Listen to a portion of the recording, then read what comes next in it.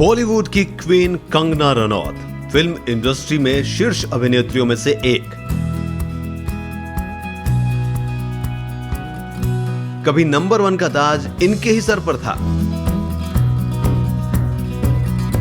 Film के लिए सबसे ज्यादा फीस लेने वाली अभिनेत्रियों में एक हैं कंगना रनौत।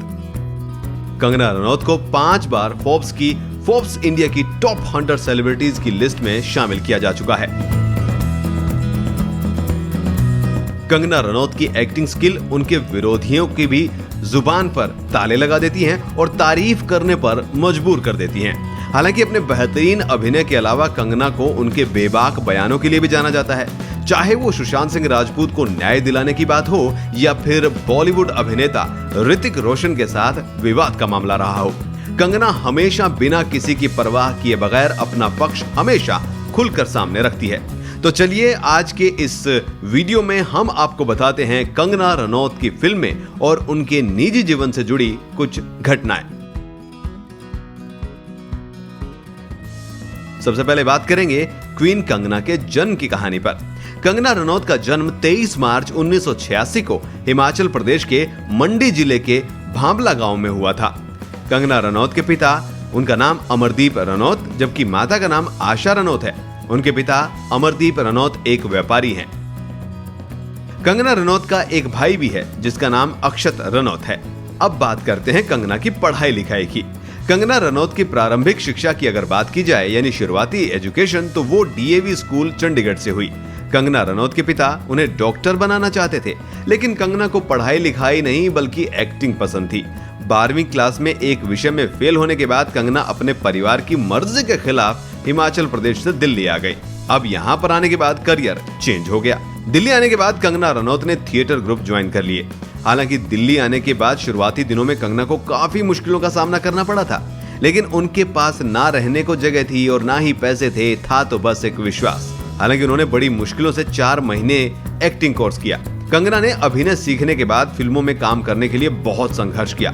उस समय उनकी आर्थिक स्थिति बेहद खराब थी और उन्हें सिर्फ अचार और ब्रेड खाकर गुजारा भी करना पड़ता था। शुरुआती संघर्ष के बाद कंगना बॉलीवुड के फिल्म प्रोड्यूसर महेश भट्ट के संपर्क में आ गई। इसके बाद उन्हें अनुराग बासु की रोमांटिक थ्रिलर फिल्म गैंगस्टर में लीड रोल मिल गया। कंगना ने इस मौके का भरपूर फायदा उठाया। फिल्म में कंगना ने अपनी एक्टिंग स्किल का झंडा गाड़ दिया। गैंगस्टर फिल्म के बाद कंगना रनौत को बेस्ट फीमेल डेब्यू अवार्ड से नवाजा गया। इसके बाद एक्ट्रेस ने कभी भी पीछे मुड़कर नहीं देखा और एक से बढ़कर एक हिट फिल्में दी। खासकर फैशन, क्वीन, तनु वेड्स मनु जैसी फिल्मों ने बॉलीवुड में कंगना को एक नई पहचान दी और कंगना को क्वीन बना दिया। कंगना को अपनी फिल्मों के लिए पद्मश्री, नेशनल अवार्ड और फिल्म फेयर जैसे अवार्ड मिल चुके हैं। कंगना रनौत बॉलीवुड में उन अभिनेत्रियों में से एक है जो अपने दम पर फिल्म हिट करवाने का मादा रखती हैं। हालांकि कंगना रनौत का विवादों से गहरा नाता है। बॉलीवुड के शुरुआती दिनों में ही कंगना रनौत अपने से 20 साल बड़े और विवाहित आदित्य पंचोली के साथ नजर आई थी और इस रिश्ते पर सवाल भी उठे थे। हालांकि कंगना रनौत ने आदित्य पर हिंसा का आरोप लगाया था, मारपीट का आरोप लगाया था और कहा भी था कि वो मेरा कभी बॉयफ्रेंड नहीं था, वो मेरा मेंटर था।